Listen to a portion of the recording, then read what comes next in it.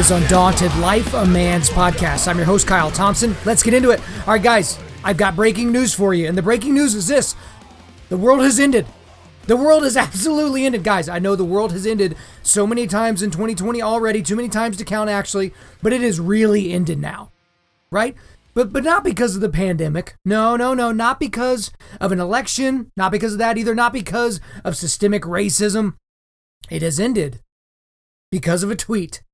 And now you might be thinking, a tweet? Okay, so this has got to be a tweet from President Trump because, you know, that's when the world really starts to end and melt is when President Trump tweets something.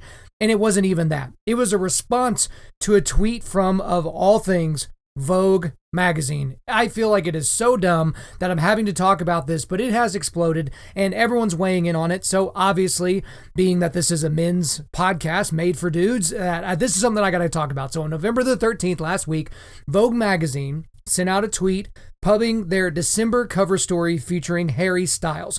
So for some of you guys, you don't know who Harry Styles is.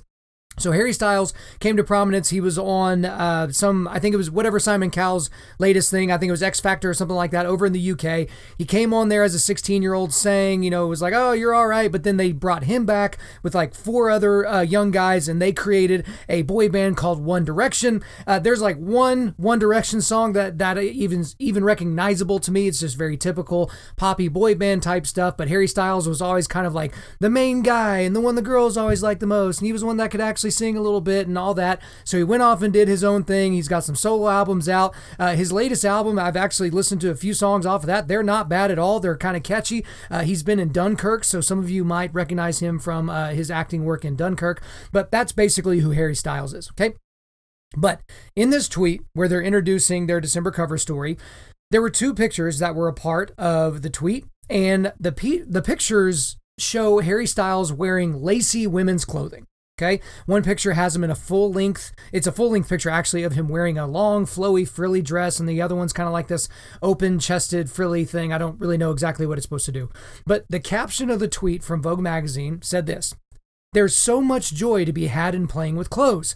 I've never thought too much about what it means. It just becomes this extended part of creating something." Okay, so that is a quote from Harry Styles from the cover story. So there you go. The thing is that it's kind of an innocuous thing. It's kind of an easy thing to scroll past, especially if you're like me and you follow the people that I do or the things that I do. It may not even register. It may not even come across your feed. The algorithms are not going to feed that to you unless they're trying to feed you outrage.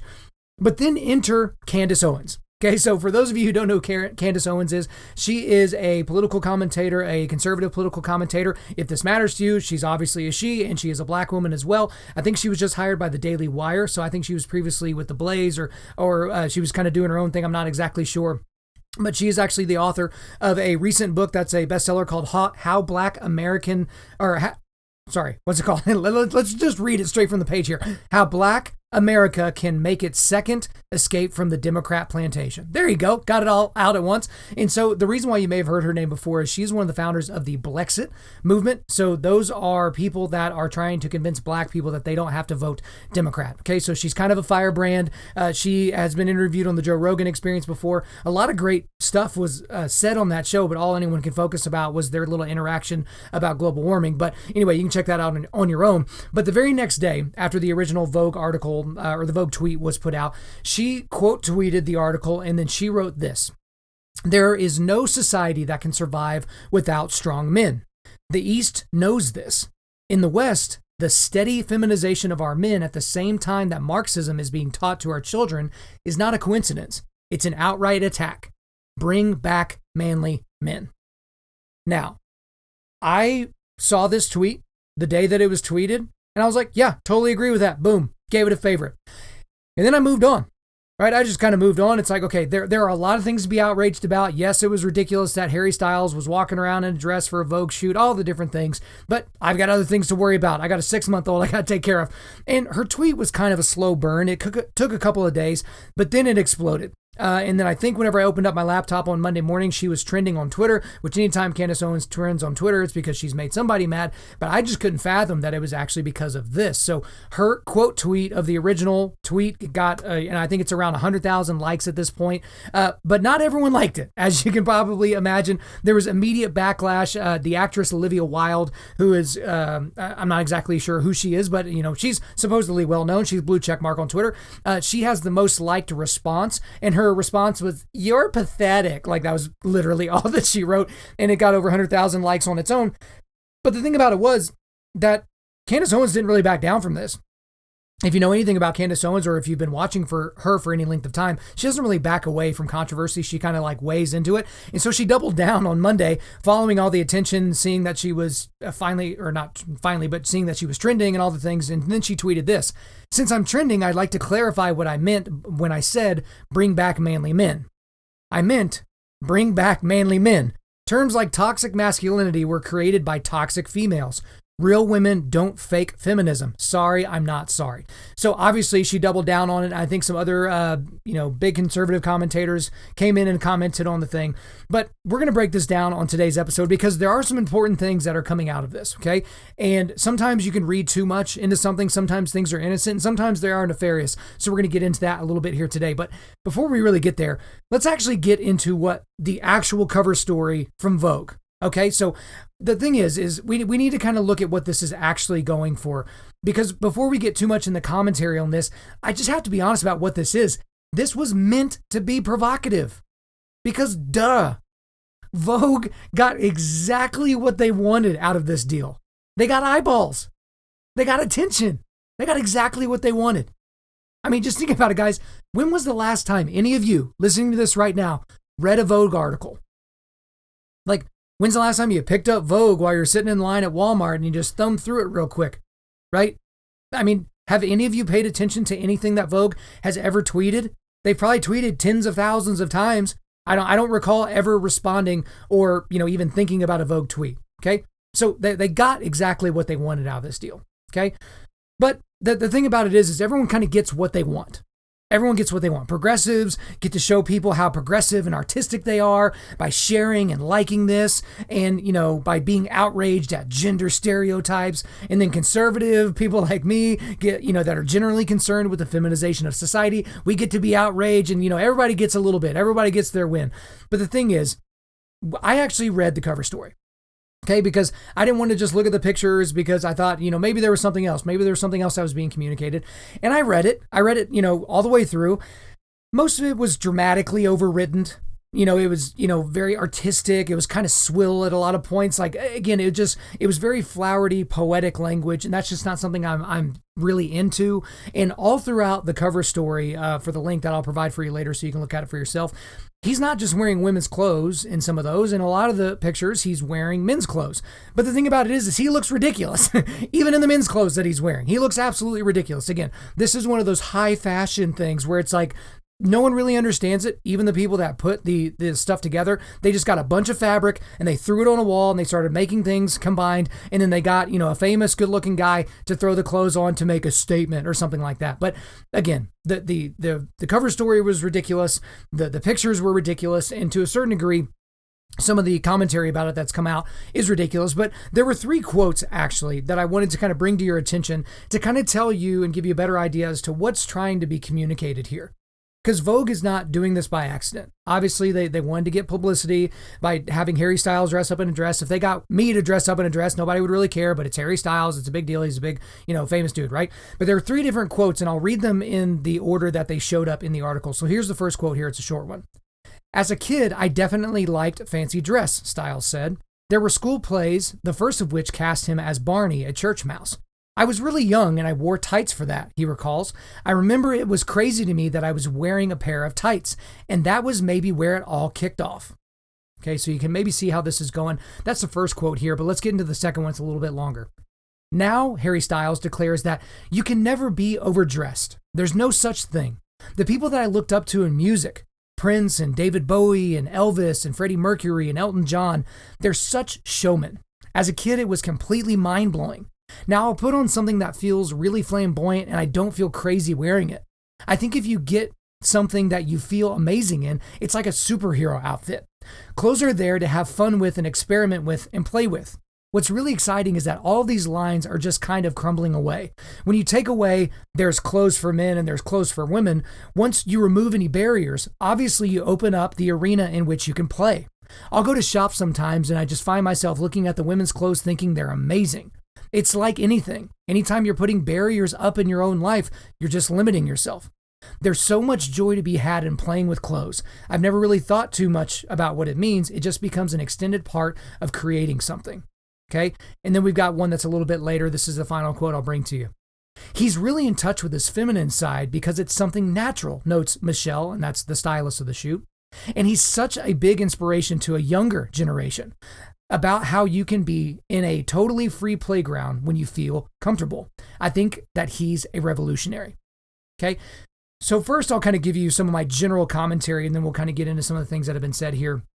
The general commentary is that, Harry Styles doesn't really care one bit about anybody's commentary about what he wore, okay? He doesn't care that Candace Owens said something about it. He doesn't care that, Ben Shapiro said something about it. He doesn't care that I said something about it. He doesn't care. This guy is worth a ridiculous amount of money. He's, a sex symbol. He's an artist. He gets to do what he wants for a living. He's still in his 20s. Like, this guy doesn't really care. He's not really concerned about the outrage. So I'm not really concerned, about, potentially offending him, and neither should you be. I want to look at this and how this applies to us and also to the young men in our life. And the next thing is Vogue is known for being provocative. Okay, this shouldn't be a surprise to anybody. Certainly shouldn't be a surprise to you. So those are just the general things. Harry Styles doesn't care, and Vogue is known for being provocative. No one should be surprised by that. But there are several reasons why this article, this cover story, Candace Owens' commentary, the reaction from people that liked it and didn't like it. There's a lot of reasons why this is important. The first reason I want to go over is that artists push boundaries, okay? But they also move public opinion. All right, so if we go back to episode 103 of this podcast, I talked about GQ's new masculinity issue. Okay, so that was featuring Pharrell, and they kind of did the same thing. Take a famous, musical artist and dress him up, cross-dress him, right?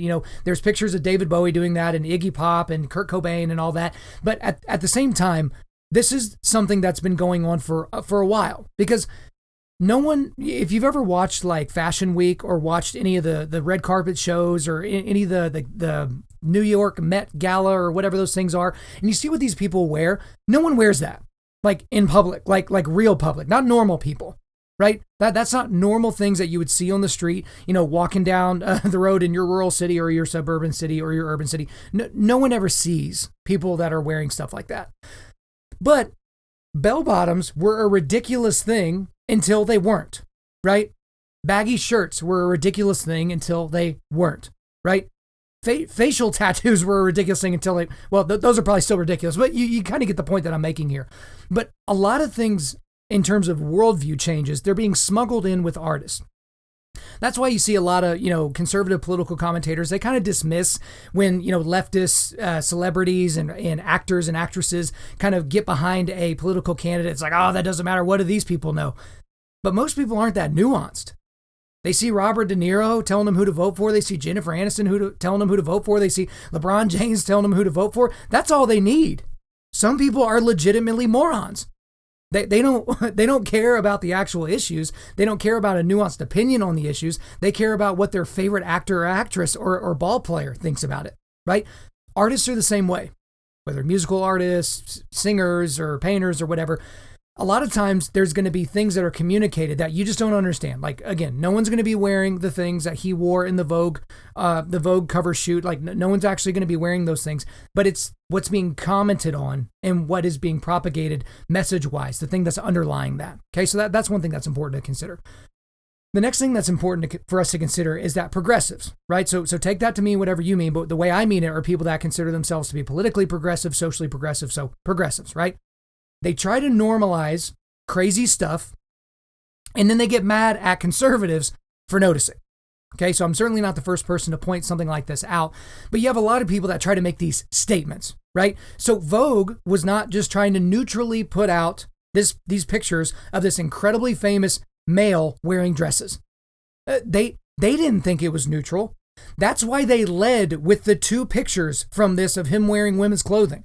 The overwhelming majority of the pictures in the cover story are him wearing ridiculous looking men's clothing. And there's some where he's kind of wearing kilt looking things. And then there's ones where he's just straight up wearing like frilly women's dresses, right? But they obviously didn't think it was normal because they would have led with other pictures and then this outrage would have never occurred. But the thing that is so interesting about people that are on that side of things is when you notice and say, I don't really like that. It's like, well, why are you even paying attention? Why is it so important to you to crush everyone else's dreams and creativity and art? Well, art's just in the eye of the beholder. It's like, whoa. I just said that dude looked dumb wearing a dress, and I don't think he should be wearing it, right? It's just an interesting phenomenon that these people that try so hard to get everyone's attention, they get so mad when they get our attention. I find that incredibly, incredibly funny. The next thing that's important for us to talk about, this is a little bit of a mouthful, but whenever I jotted it down, it's like, okay, this makes sense. I may have to say it twice, but only in a society that was forged by strong men can you get weak men complaining that some people think that men wearing dresses is wrong. Let me say it again. Only in a society that was forged by strong men can you get weak men complaining that some people think men wearing dresses is wrong. Because again, Harry Styles is an English guy, and I think this photo shoot actually took place in England, but he doesn't get to even do such a thing without the sacrifices and strength of strong men. Like, again, I feel like so many through points and so many points go back to World War II, when a bunch of American men and English men, they stood up against tyranny and defied the odds and defied evil and defeated Hitler and the rest of the German army, the Nazi army, right? So they literally, I know people kind of say this tongue in cheek, they could be speaking German in England right now. They could be speaking German all over the United Kingdom, all over Europe, frankly, if not for the sacrifice of strong men. And now we're being lectured to, if not through art, but by actual words, by these individuals, and they're trying to tell us what manhood actually is. They're trying to tell us what strength is. They're trying to redefine what masculinity and femininity is. But the thing that's so interesting is they never try to make it to where the women can be more masculine. That's not really something that's mainstream. It's always the other way. Isn't that interesting? The society is pushing us leftward, and it's pushing us to where we're feminizing men. That's why I thought the point that was being made by Candace Owens was absolutely spot on. I'm going to get more into that here in just a second. And we'll really get into it because she mentioned Marxism. And that's kind of the next thing that I want to talk about is Karl Marx. If he was alive today, which I'm glad he isn't, he would be ecstatic about the Vogue cover story. Ecstatic about it. He would love it. And he would also love the pushback that people like Candace Owens and me are doing, right? He would love the pushback. Because again, Karl Marx was somebody that wants to disintegrate society, right? He thinks that society, especially Western society, capitalism, that those things are evil and that the system needs to be torn out from the roots, okay? It's not something that is salvageable. You can't adjust it. You need to destroy it. Again, I read the Communist Manifesto this summer, and if you haven't read that, it's free anywhere, right? Actually, I think it'd be really funny. I actually think you should pay money to read the Communist Manifesto, because that just like goes right against most of what Karl Marx believed in terms of like a free market and being able to purchase things. But I read it, and again, there are some things inside of it that actually seemingly make sense until you read everything and get the full context. And we have Marxist ideology that is being taught to our young children in school. And if they miss it, in K through 12, they're going to get it in college. They're going to run into one, if not several dozens of Marxist professors that are going to be giving them this ideology, giving them this worldview, this utopian worldview where the proletariat is being, stomped out by the bourgeoisie. And the only way to rip this out is to rip it out systemically. So this is where we get postmodernism. This is where we get communism. This is where we get, first, second wave feminism. This is where we get all these isms that are really doing and they have an incredibly deleterious effect on our society as it comes right now. So Karl Marx, he's just super excited. He's just spinning around in circles in his grave. The next important thing to point out about this is the point is not that masculinity is under attack, because that's what some people think the point is. That's not actually the point. It's actually that we are getting so used to masculinity being under attack. Like, I remember the first few times people accused me or accused any of my friends of the things that we did as toxic masculinity, and it being like, oh, what do you mean? Like, let's fight about it. Like, let's figure this out. But it's just kind of old hat now. Like, everything is toxic masculinity, right? Anything that you don't like is toxic masculinity. It's a patriarchy, right? I just honestly don't think that this controversy has anything really to do with what we culturally consider as masculine or feminine. I think it has to do with manliness in general. Because one of the interesting things that people posted in response to Candace Owens is they posted her, they responded to her tweet with her in pictures where she was wearing a suit, like a business suit. And they're like, oh yeah, well, you're wearing a men's suit, even though it's clearly a woman's suit. But they're like, oh, look at this. And then they also posted pictures of other music stars that have, cross-dressed before. But then other people were posting like, well, remember back in the day whenever Scots wore kilts, even when they were at war? And you remember way back in the day when, in 16th century England, all the men wore frilly dresses and things like that. But that's not the point. Because in all of those different circumstances that I just described, old-timey Scotland or England or France or any of those types of situations, there were always differences between what the men and women wore.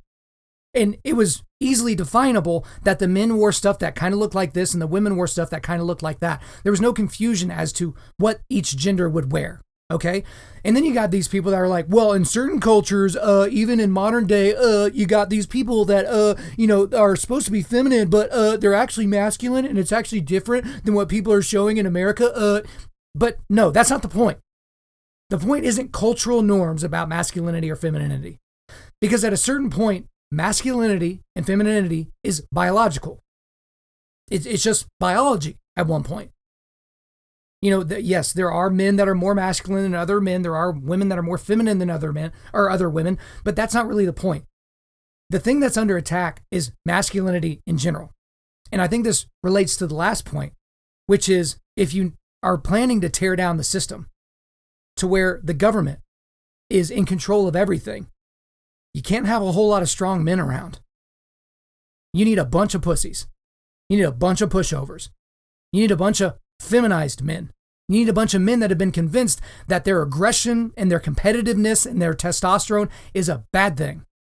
A bad thing. You need school teachers that get these little boys that have all this energy to just sit quietly in rows as they talk at them for 8 hours a day. And they get one little reprieve when they go to lunch and when they go out to recess. That's what you need.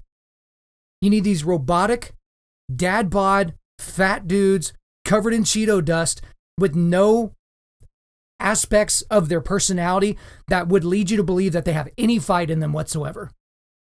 They have no ability to defend themselves or the people around them. That's what you need. You need a bunch of beta males. And now you actually have men that will look at this Vogue article or things similar to it and think, oh, well, maybe this isn't that big of a deal. Maybe a man can wear dresses and wear makeup and maybe it's not that big of a deal. When at the end of the day, he is suiciding his own masculinity. This isn't about cultural norms. It's just not. It goes way, way deeper than that. And here's the reality when we're talking about this, guys, this overall cultural decrease in masculinity. The most important thing for us to maybe remember or think about in all of this is that the decrease in masculinity will hurt women and children more than it'll actually hurt men. Because as we've seen, if you've read any history book that had violence in it, that when there's no society undergirding men in general, that the biological underpinnings and foundations for men, that competitiveness, that testosterone, the violence, all of those things, when it goes unchecked by society or unchecked by some sort of Judeo-Christian worldview or something like that, things go really, really poorly for a lot of people, but especially for people that are weak. And yes, I'm talking about, in general, women and in general, children. People that are physically weaker and less dominant than most males. That's exactly what I'm talking about. But it even goes deeper than just the basic, okay, can a man beat up a woman and beat up a child? It goes deeper than that. Let's talk about fatherlessness. This is an epidemic of all cultures, of all races, right? I mean, if we look at like kind of pre-1960s America, I think there were 3% of white children grew up in a house without dad. Now it's like 30%. Now we have blacks up to 70%. of black children are living in a house without dad, 50% of Hispanic children. This is across cultures, guys. We see this fatherlessness everywhere because one of the things that we see is that when a man is being a man, he's responsible. And when he's responsible, he takes care of his kids, regardless of if he likes the mom or not, regardless of if they've got the suburban white picket fence existence that we're supposed to all be shooting for. The men are going to take care of their own. They're going to do what it takes to take care of the household, even if they're not there, even if they've chosen to not be a part of that life. They're going to be there to do something, to increase the bounty for their children. So when you see this tremendous decrease in masculinity, that has a lot of impacts on society. And, we've talked about this before, and that's not what this podcast is about, but in the United States, there's been an incentivization for a lot of these men to not be there. They're incentivizing women to be single mothers. To where, dad's not dad, but U.S. government is daddy. So with these people that are rooting for the destruction of toxic masculinity, when you destroy toxic masculinity, because there certainly is that, you're also destroying masculinity in general. And we need that. Again, hard times make strong men make good times make weak men make hard times. That's where we're at right now. We're towards the end of that spectrum. We've got a lot of weak men that are about to create some really hard times for us. And a lot of you dudes out there, you're not fully prepared. You're not prepared for what that has in store for you. You're just not. Another couple of points here. The demasculinization of men doesn't start when they're adults. It starts when they're children. So I've already talked about this in terms of schooling. Let's just keep the kids, especially the boys, let's kind of tamp them down. School, most K through 12 school, most public education is built for girls and boys that behave. It's not built for highly rambunctious boys. They don't learn well. That's why a lot of boys fall behind early and girls excel early. There's a lot to discuss around that, but we'll discuss those at a later date because, frankly, as my son gets closer to school age, there's going to be a lot of fights I'm going to have with a lot of administrators that are probably going to go nowhere. But, those are fights that I can have a little bit later. But the other thing that we have to think about is, guys, you may not be on Twitter, okay? You may not have clicked on the link and read through this article, but your teenage son might have. Maybe he's a fan of Harry Styles. Maybe the girl he likes Harry Styles. And he saw Harry Styles was trending and he kind of clicked on the story. And that's the message that he's getting from society, is that this is what a man does. A man isn't bound by silly things like gender stereotypes. A man's not going to avoid an entire section of the store because it says women across the top. A real artist is not going to sully themselves by only wearing the clothes that are deemed by society as masculine. So the thing I would ask you guys that have sons or have boys in your life that you have influence over is who's communicating to them what men should do. Because a lot of boys are just going to watch. I was just telling somebody on the phone today that, my dad never told me to give a good handshake. My dad never told me, hey, hold the door for a lady. I just saw him do it over and over and over again. So I just got it. It's like, oh, that's what men do. Like, I remember this story, I'll remember the story until the day that I die. Our family's eating at Golden Corral, right? Which is, for those of you that are, well-adjusted people or don't live in this country, it is a buffet that has everything on it. And they ring a bell when the hot buns come out of the oven. And then you see just droves of fat people waddling over there to get these buttery hot buns, okay? So it's that place. But I love it at the same time. So we're sitting there as kids. I'm probably 8 years old, maybe 9 years old. And we're sitting there eating dinner. And there's like 2 or 3 steps to kind of go from, the buffet area up to the main area where all the seating is, right? And this woman trips or her knee gives out or something, and she just splats on the ground, right? And, her food goes everywhere. And guys, I just got to tell you, my dad was out of his chair before her mashed potatoes hit the ground. And he was running over there and he was helping her up and he was getting her cleaned up and he was helping the busboy get everything taken care of. He just, boom, didn't even think about it, just responded. And so for me, I learned a lot about what a man is to be, not because my dad conversated with me, just because of the things that he showed me. But I say that, and I use that example to say this, that some of the things that the boys and men in your life need to learn, they need to learn from your mouth. They need to learn from you actually telling them and conversating with them. I think it was if I remember correctly, it was Stephen Mansfield. I think he was on this, I think it was him that said this in his interview that we did on the podcast earlier on this summer, where he was talking about the things that he learned from his dad. He learned by watching. He didn't learn a whole lot by, listening and conversating. But some of you guys need to have some conversations. Maybe this is a teaching moment for you. Get on the offensive here. Sit down your little 8-year-old son and say, hey, do you know who Harry Styles is? Or do you know who this band is or whatever? Hey, I just want to show you, this shoot that he did. And I show you one of the stuff that he's wearing. What do you think about this? And just kind of see what he says, because you might get an insight into what's being taught to him at the public school that he goes to or something like that. But it kind of gives you fodder for a good conversation about what a man is and what a man isn't. Because some people are looking at this like, what's the big deal? It's an artist wearing a dress. But that's not what Vogue is trying to communicate.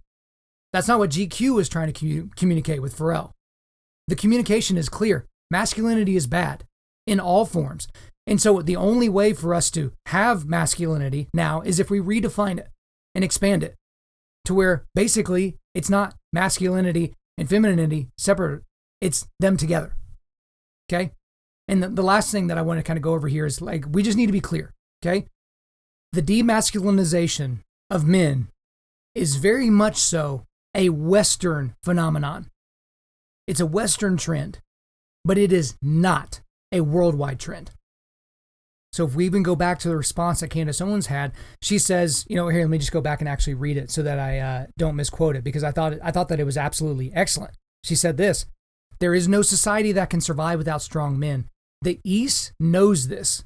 In the West, the steady feminization of our men at the same time that Marxism is being taught to our children is not a coincidence. It's an outright attack. Bring back manly men.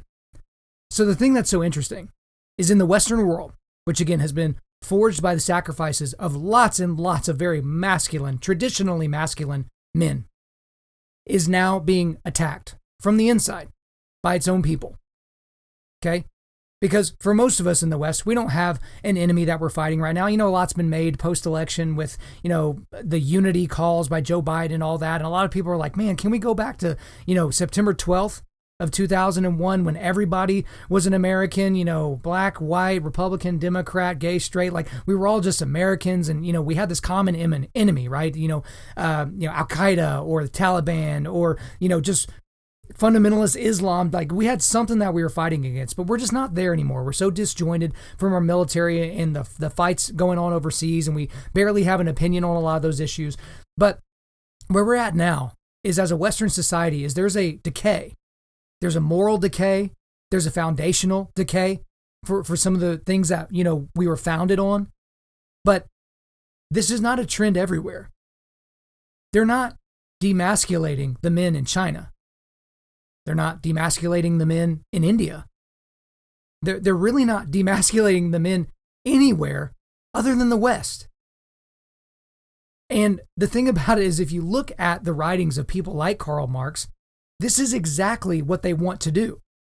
But you might also say, well, isn't, China a communist country, and isn't Karl Marx an influencer of communism? Didn't he write the book on it? Why aren't they doing that? Because the Chinese government is actually communist in that they don't actually want to be the ones to tear down the system. They want to run the system. And they can't run the system with a bunch of... They can't fight a war against the strength of Western countries, if it ever comes to that, which a bunch of weenie guys running around. They can't do that. And so the thing for us to be looking at is, again, to a certain degree, we need to be worried about the United States. We need to be worried about the community that we live in, the state that we live in.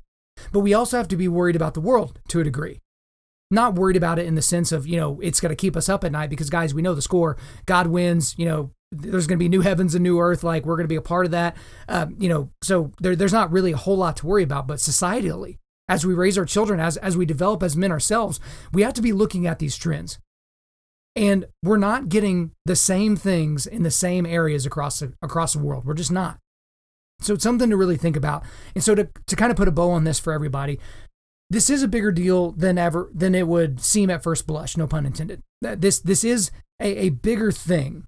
So to most people, it's not going to be a big deal, right? Even people that agree with me in general are be like, is this really the thing? Was this really worth talking about for 30 minutes? And the reason is yes. And I'm all the more sensitive to it now because I have my son. And I'm just thinking about, like, again, the idea 10 years ago that a kindergarten teacher might be asking your kid what gender they feel like that day seemed crazy. Like that was closer to science fiction than it was to actual fact, to actual real life. But we're living in that world now, where gender confusion is the norm, where some dummy that barely made it through to get their teaching degree or whatever certificate they needed to teach your kid how to do basic arithmetic, they're also going to be giving them worldview lessons. And there's a lot of school districts where the sexual education and the other educational stuff, they're not even going to give the parents the opportunity to opt out. They're just going to teach it and assume that you're not going to create a fuss. So guys, there are some hills that I'm willing to die on. And I feel like I'm preparing myself and my soul for 4.5 years from now when my son enters into whatever school system we're going to end up, letting him go to. And I'm ready for these cultural fights because they mean something. Because I will do everything in my power to make sure that James Kyle Thompson is a manly, masculine man. That he's a well-balanced, well-developed, tender warrior. And the only way that we can do that is to be on the front lines, is to understand the trends. Because the trends that we're seeing, they point to the enemy that we're fighting. And the enemy that we're fighting is only getting stronger and only getting louder and only getting more common and more accepted in modern society. You're going to maybe have to be the dad that stands up at a PTA meeting at some point and says, oh, hey, by the way, we shouldn't be letting our kids read books like this. Hey, our teachers shouldn't be doing curriculum on transgenderism because they're not explaining it in a way that explains what it is, which is a mental disorder, that someone has gender dysphoria. Like, I don't think these are things that we should be implanting in the brains of a 9-year-old. So guys, we got to be ready for that fight. And I'm going to do everything I can to prepare my family and also to prepare you for the same fight.